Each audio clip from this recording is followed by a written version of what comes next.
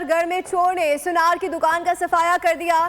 चोर 1.5 करोड़ से जायद का सोना और नकदी ले उड़ा है। वारदात की सीसीटीवी फुटेज बोल न्यूज पर वाकया थाना सिटी की हदूद में सराफा बाजार में पेश आया है। अपडेट करें, शकरगढ़ में चोर ने दुकान का सफाया कर दिया है। मजीद जानते नुमाइंदा बोल न्यूज शहजाद हुसैन से। जी शहजाद हुसैन, बताइएगा, तहकीकात का आगाज कर दिया गया है?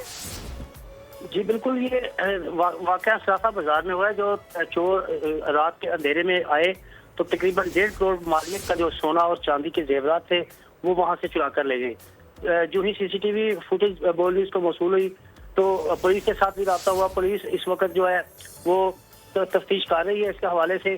तो अभी तक उसका चोरों का सुराग नहीं लगाया जा सका और ना ही अभी इसके मुताबिक FIR दर्ज की गई है।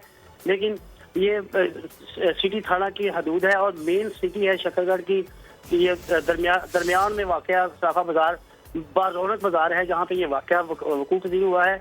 और ये शहरियों में बड़ी तफ्तीश पाई जा रही है इस हवाले से कि ये इतना बड़ा वाकया शहर के मिड में हुआ है। तो पुलिस की जो मौसर गश्त है वो भी यहाँ पे देखने में नहीं आ रही।